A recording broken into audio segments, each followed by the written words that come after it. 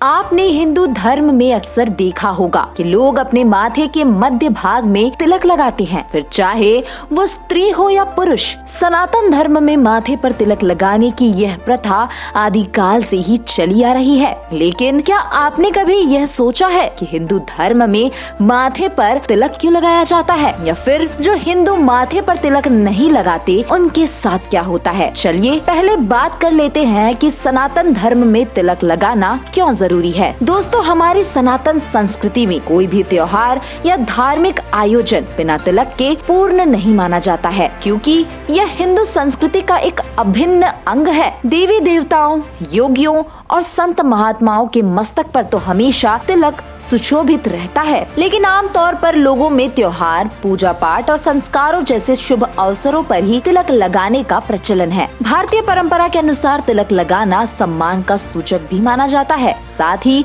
सूने माथे को शुभ नहीं माना जाता। प्राचीन मान्यता है कि माथे पर तिलक लगाने से सकारात्मकता आती है और कुंडली में मौजूद उग्र ग्रह शांत होते हैं। शास्त्रों के मुताबिक चंदन का तिलक लगाने वाले का घर अन्न धन से भरा रहता है और सौभाग्य में बढ़ोतरी होती है। तिलक लगाने से जीवन में यश बढ़ता है और पापों का नाश होता है, साथ ही जीवन से नकारात्मक ऊर्जा दूर होती है। शरीर में सकारात्मकता का भाव बना रहता है, जिससे मन में अच्छे विचार आते हैं और किसी भी काम को करने की क्षमता को हम कई गुना तक बढ़ा सकते हैं। किस उंगली से तिलक लगाने का क्या फल स्कंद पुराण में बताया गया है, आइए जानते हैं। तो दोस्तों, स्कंद पुराण में बताया गया है कि अलग अलग अंगुली से तिलक लगाने का फल अलग अलग होता है। अनामिका से तिलक लगाने पर शांति, मध्यमा से आयु, अंगूठे से स्वास्थ्य और तर्जनी से मोक्ष की प्राप्ति होती है। साथ ही दिन के अनुसार तिलक लगाने पर शुभ फल मिलता है। मान्यता है कि सोमवार के दिन सफेद चंदन का तिलक लगाने से मन शांत रहता है, वहीं मंगलवार के दिन चमेली के तेल में सिंदूर घोलकर तिलक लगाना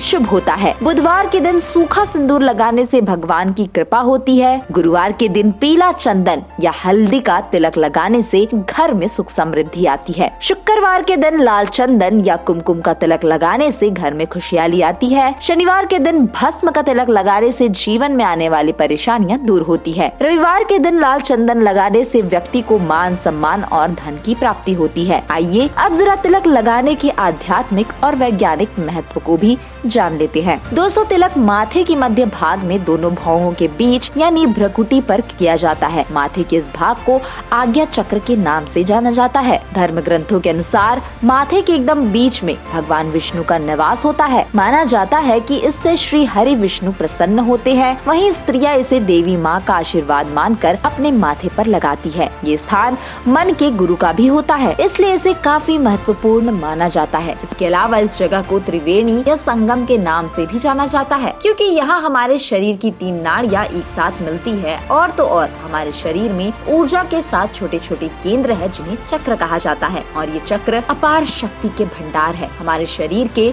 7 चक्रों में से आज्ञा चक्र सबसे इम्पोर्टेंट स्थान है। आज्ञा चक्र स्पष्टता और बुद्धि का केंद्र है। इसी केंद्र पर तीनों नाड़ियाँ आकर मिलती है, जिसे सुषुम्ना, इड़ा और पिंगला के नाम से जाना जाता है। इसलिए इस स्थान को दिव्य नेत्र या तीसरे नेत्र के समान माना जाता है। इस स्थान पर तिलक लगाने से आज्ञा चक्र जागृत होकर व्यक्ति की शक्ति को और बढ़ाता है, जिससे उसका ओज और तेज बढ़ता है। माथे पर नियमित रूप से तिलक लगाते रहने से शीतलता, तरावट एवं शांति का अनुभव होता है। सिर दर्द की पीड़ा नहीं सताती, मेधा शक्ति तेज होती है और व्यक्ति की एकाग्रता बढ़ती है। मन निर्मल होकर हमें सतपथ पर अग्रसर होने के लिए प्रेरित करता है। साथ ही तिलक लगाने से मनुष्य में विवेकशीलता और आत्मविश्वास बना रहता है। तो दोस्तों, हमें उम्मीद है कि अब आप पूरी तरह से समझ गए होंगे कि हिंदू धर्म में माथे पर तिलक लगाने को क्यों इतना महत्व दिया गया है।